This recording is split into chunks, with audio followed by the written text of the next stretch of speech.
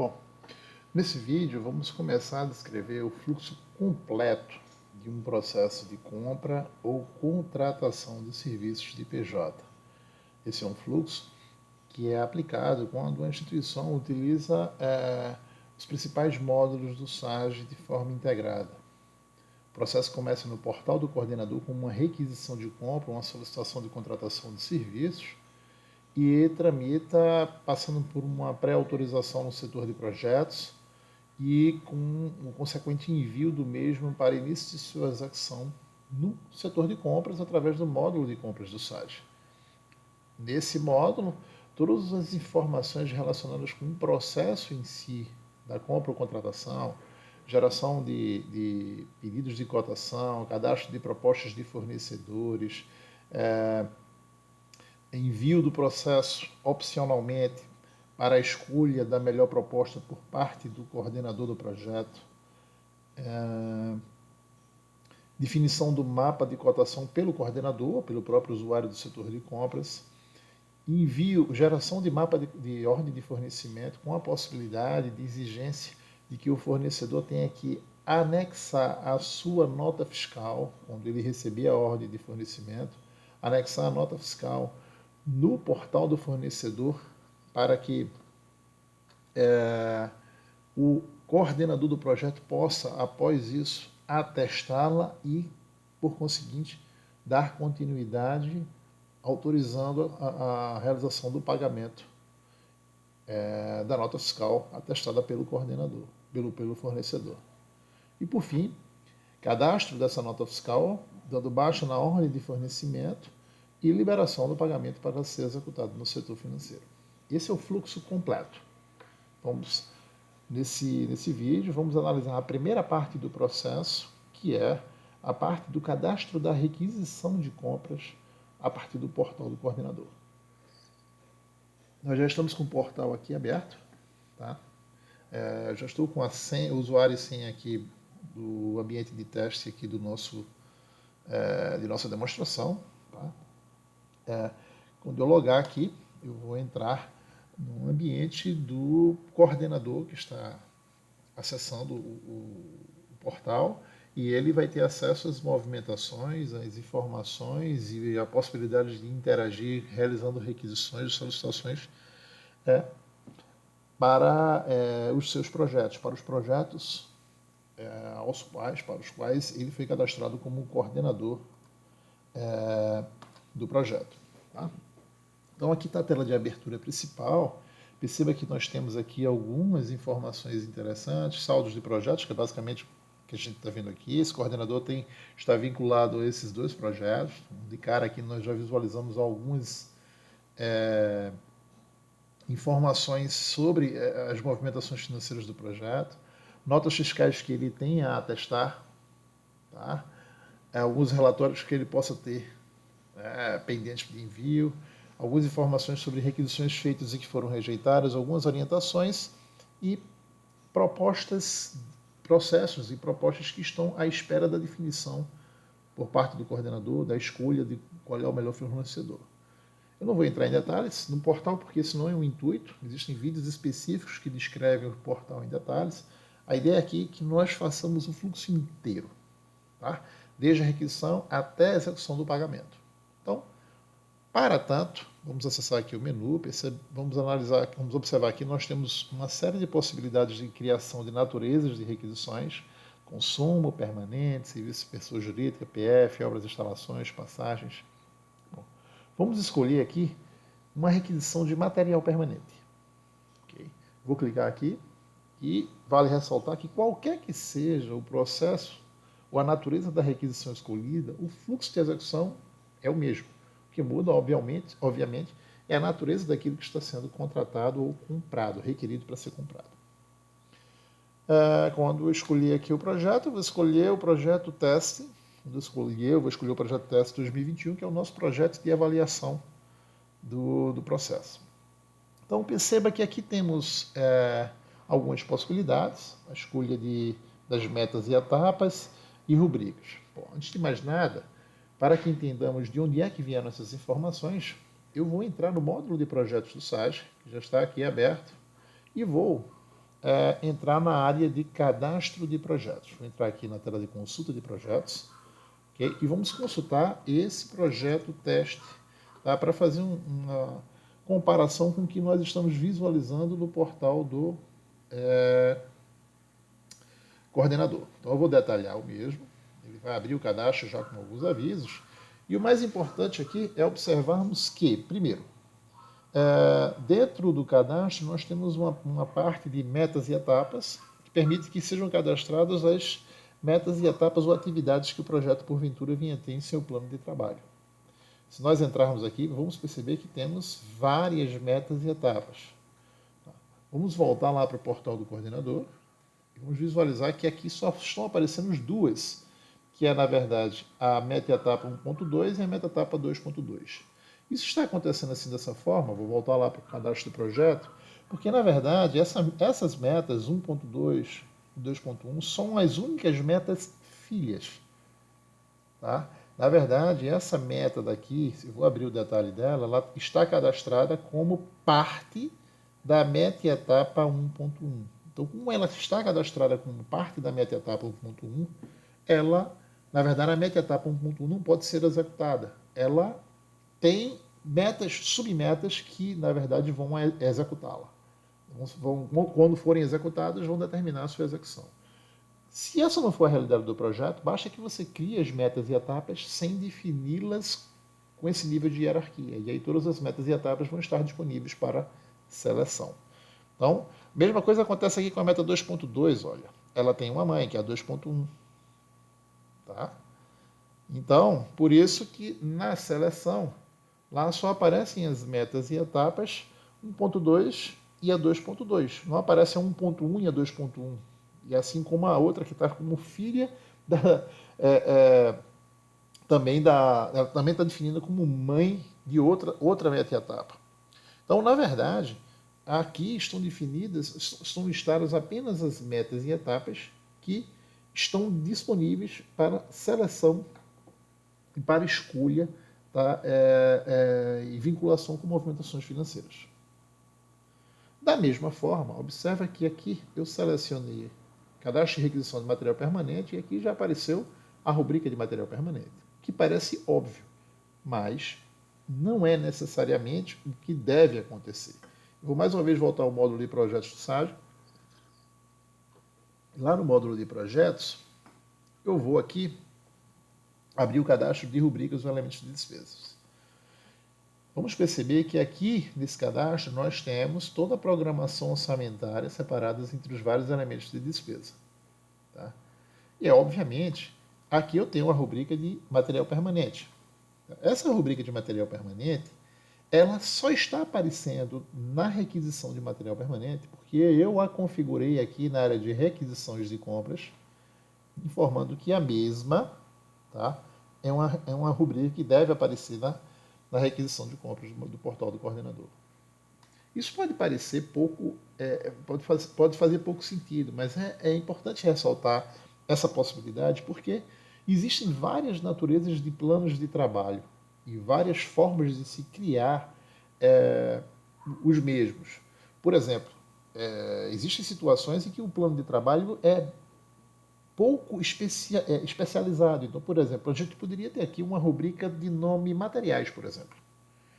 Se eu tivesse uma rubrica materiais, eu poderia querer que essa rubrica, que tem um nome com uma amplitude bem maior, pudesse ser escolhida tanto para as requisições de compras como para tanto para requisições de compras de material permanente, como para requisições de compras de material de consumo. Porque eu tenho, nesse caso, uma rubrica mais com um leque de opções e de possibilidades de uso mais amplo do que o que eu tenho aqui nesse exemplo explicitado. E aí, nesse caso, se aqui eu tivesse, por exemplo, uma rubrica de nome materiais, simplesmente, eu poderia simplesmente abrir aqui a informação de que eu quero que essa rubrica esteja disponível para aparecer tanto na requisição de material permanente como na de material de consumo. Só para ficar claro isso, olha, se eu clicar aqui nessa opção, tá? Eu vou só mostrar aqui que a rubrica de material de consumo, vou abrir também aqui, já está disponível para aparecer na requisição de material de consumo. Então, eu acabei de configurar a rubrica de material permanente para também aparecer como rubrica de material de consumo, como opção de escolha.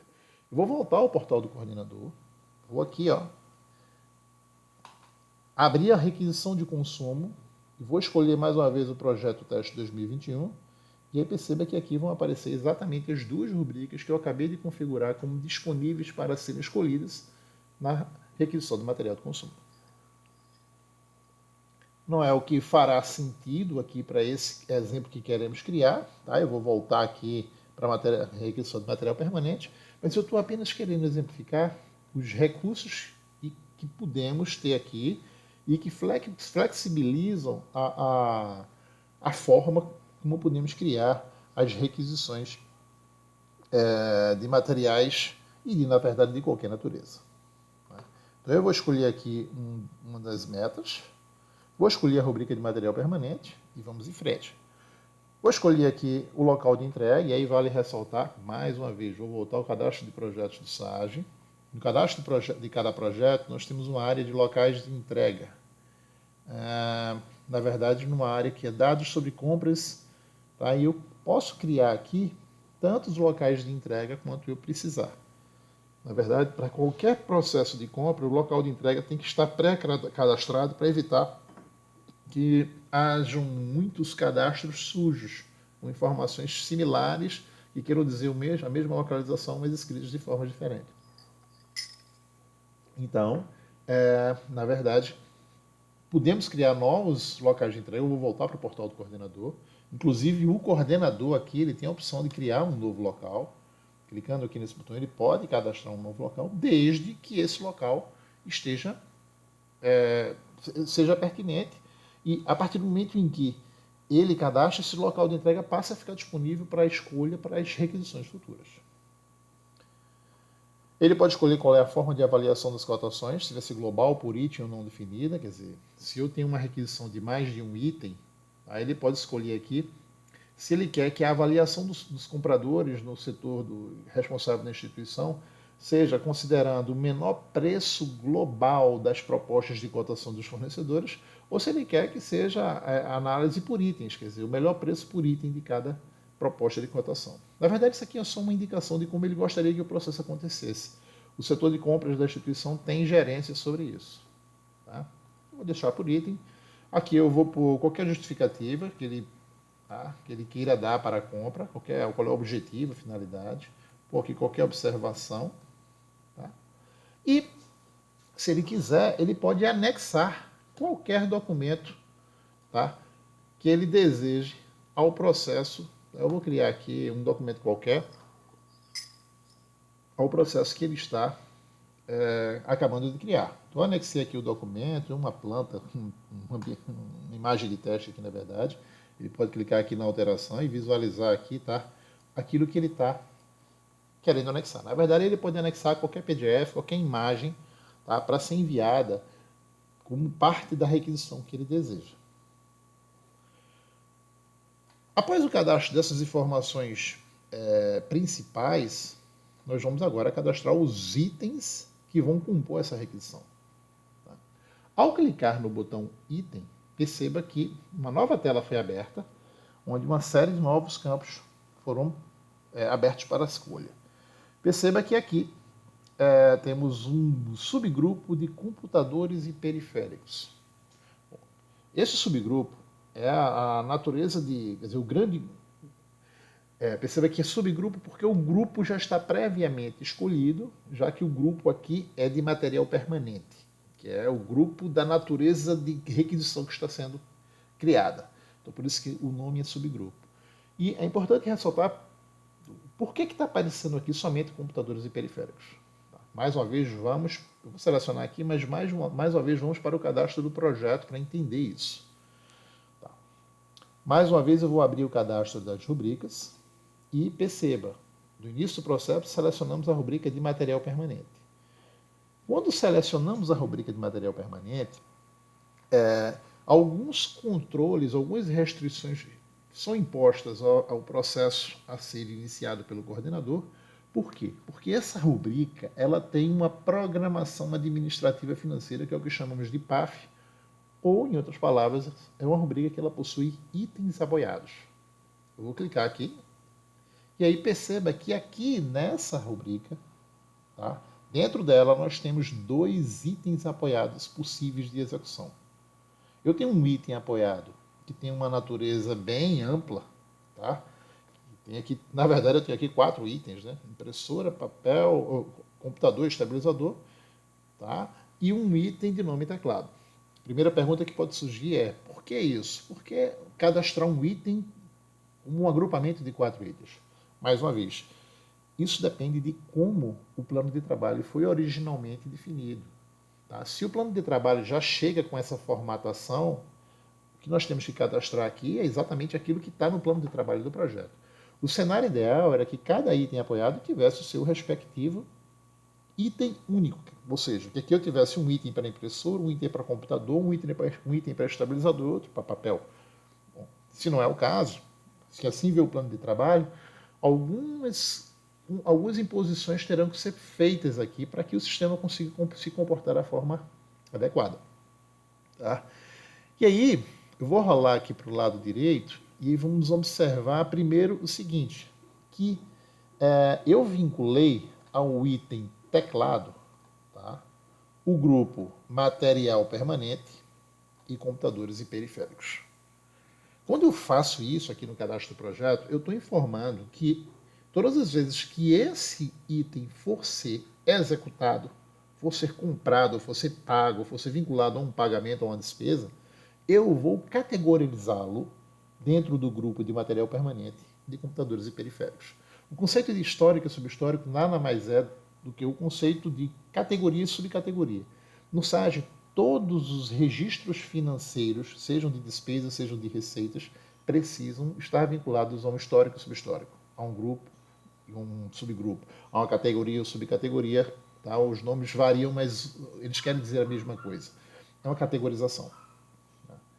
E aí perceba que esse item daqui, ele não tem nenhum grupo e subgrupo definido. Por quê? Porque ele é um grupo que não é possível definir, ele é um item que não é possível definir um único grupo e subgrupo. Daí porque nós temos aqui no SAGE o conceito de composição, que é que eu vou selecionar esse item e vou clicar aqui. E aqui nós criamos a composição de como esses itens podem ser executados. E aí perceba que aqui eu criei apenas 3 itens: computador, impressora e estabilizador. Tá? Eu poderia até chegar ao ponto aqui, ó, vou criar um novo grupo aqui, tá? De criar aqui um subgrupo de material de consumo, tá? Bens de consumo nacional. Eu não sei exatamente onde é que está o papel aqui, tá? Mas na verdade não vem nem ao caso. Eu vou enquadrar aqui o papel dentro do grupo de material de pasta. Vou confirmar essa operação. O fato é que, perceba bem, eu tenho dentro desse item, estou abrindo aqui, dentro desse item da rubrica de material permanente. Se a gente observar direitinho, dentro desse item, embora não faça sentido, aparentemente não faça sentido, pode acontecer. Eu tenho um material de consumo, que é o papel. Então eu tenho um item apoiado que faz parte do plano de trabalho da rubrica de material permanente, tá? Mas quando eu for executar esse item, inevitavelmente eu vou ter que comprar papel. E aí, nesse caso, eu vou ter que ter a possibilidade de vincular essa compra com o grupo de material de consumo. E aí, no caso aqui, eu estou pondo brindes e material pasta. Na verdade, aqui, para não perder tempo, aqui deveria ser o grupo de material de escritório, de repente, o material de consumo nacional. E aqui, enfim, tem um item que seria o de papel, tá? O resma de papel, alguma coisa desse tipo, que pudesse ser aqui enquadrado. Eu vou manter aqui no grupo de brindes, porque o intuito aqui não é nem qualificar corretamente, é apenas ver qual é o impacto desse cadastro no portal do coordenador. Perceba que agora, na minha composição, eu criei a possibilidade de eu ter mais de um grupo para um item dessa rubrica. Vamos voltar para o portal do coordenador para visualizar qual é o impacto disso. No portal do coordenador, eu vou fechar novamente essa tela de item, tá? Vou fechar, e aí vamos voltar para o ponto em que estávamos do cadastro principal. Eu vou clicar agora em incluir item. Quando eu clico em incluir item, perceba que a o campo de grupo passa a aparecer, com a possibilidade de você escolher material de consumo impermanente. Por quê? Porque agora o sistema percebe que dentro daquela rubrica eu tenho composições que podem exigir a seleção de itens com material de consumo. Então, se eu selecionar aqui material de consumo, o que é que vai aparecer aqui embaixo? Brindes, que é exatamente o único grupo, o único subgrupo que existe aqui. Eu voltei para o módulo de projetos. O único subgrupo que existe aqui está disponível para seleção dentro de material de consumo. Tá? E aí perceba que quando eu seleciono lá no portal o subgrupo Brindes, ele já seleciona a pasta e já seleciona o item apoiado correspondente. Então aqui eu tenho o item apoiado, tá? O grupo, o subgrupo e o material que efetivamente estão sendo utilizados para categorizar o item a ser efetivamente comprado. Por outro lado, se eu tivesse aqui, ó, eu vou voltar para o cadastro de projetos. Se eu não escolhesse um material aqui nesse nível, tá? Escolhi apenas o grupo e o subgrupo. O que é que acontecia aqui? Eu vou voltar para lá. Quando eu selecionasse material de consumo, ele ia permitir que a gente selecionasse brindes, mas olha o que vai acontecer aqui. Ó. Ele ia abrir todos os materiais disponíveis dentro de brindes. Por quê? Porque quando nós configuramos a composição para o item apoiado lá, no caso de escolha de material de consumo, nós só chegamos até o nível do subgrupo brindes. Então o material, o coordenador vai ficar livre para escolher qual o que ele precisa. Tá? Independente do que ele escolher, o item apoiado vai ser selecionado logo em seguida. Tá? Vamos voltar ao cadastro ao que era aqui. Na verdade não faz diferença, eu posso deixar isso aqui do jeito que está, mas o ponto é o seguinte, eu vou querer fazer uma requisição de material permanente, e aí, olha, quando eu escolho material permanente, aparece somente o quê? Computadores e periféricos. Por quê? Porque esse é o único subgrupo que existe disponível para escolha. Computadores e periféricos. Tá? Todos os outros itens estão fazendo parte dessa composição. Tá? E aí, o que é que aparece de materiais disponíveis? Computador, estabilizador e impressora. Por quê? Porque são os únicos materiais que eu defini aqui como opções de escolha. Computador, impressora e estabilizador. Ok?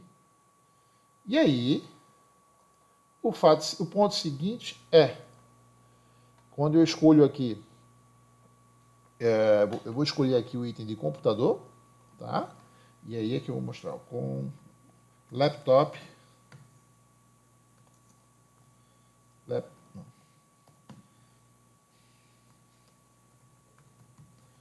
computador de mesa, tá? Eu quero comprar com a unidade, quantidade 1, vamos pôr aqui no valor de R$10.000. Finalidade, uso no projeto. Sem justificativa. Os campos que existem abaixo são alguns fornecedores a consultar.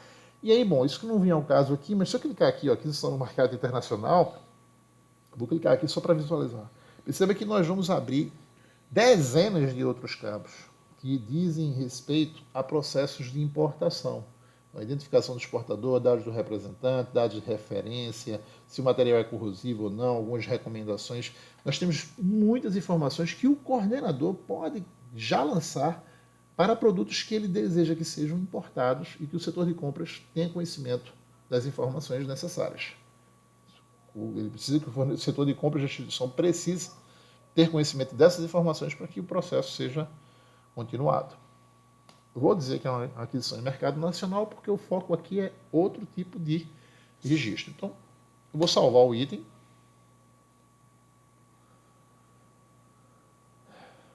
Quando nós salvarmos, ele vai dar um aviso dizendo que se eu quiser recadastrar um novo, ele já vai deixar disponível os campos preenchidos para que a gente preencha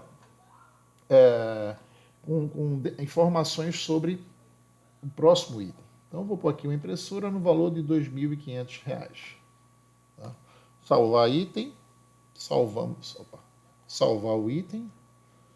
Fechar. Tá? Cadastrei os meus itens e vou fechar a requisição. No projeto teste,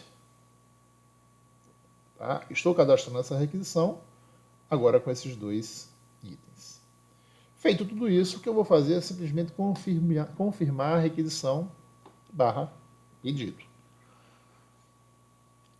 Vamos esperar salvar. E aí perceba que quando for salvo, a gente vai ter um número da requisição, que é a requisição 20/2021, e um protocolo foi criado. Esse número de protocolo tem a ver com o nosso módulo de gestão de documentos. Tá? A requisição que é criada já é vinculada com um número de protocolo que vai ser utilizado para identificar esse documento da requisição dentro do nosso módulo de tramitação e gestão de documentos. No processo básico, quando você cria uma requisição, aí eu vou fechar aqui ela agora, quando você cria uma requisição, ela ela fica disponível para ser liberada para o setor responsável. Então, eu digo que eu fechei a tela, ele já abriu a tela de consulta de requisições. Eu vou pôr aqui a requisição 20, que eu acabei de criar aqui, 20/2021. Opa. Quando eu consulto essa requisição, ela vai aparecer aqui embaixo, tá? E aí, compra de material permanente, criada dia 8/6, e veja que ela já aparece verdinha, o que significa que essa requisição já foi liberada para execução. O que é que isso quer dizer? Na verdade, quem está cadastrando essa requisição é um usuário, que é o usuário João Ninguém, tá? Na verdade, é um coordenador de projeto que está configurado no cadastro do projeto como um coordenador geral. Vamos abrir lá o cadastro do projeto novamente, vou fechar aqui as telas, tá? E eu vou entrar aqui na aba do cadastro de projetos de coordenadores. E aí perceba que eu tenho aqui o João Ninguém, e aqui eu tenho um chequezinho que é informando que ele é coordenador geral do projeto. Se ele é coordenador geral do projeto, significa que todas as requisições que ele cria, elas já são criadas e automaticamente liberadas para execução no setor responsável da instituição.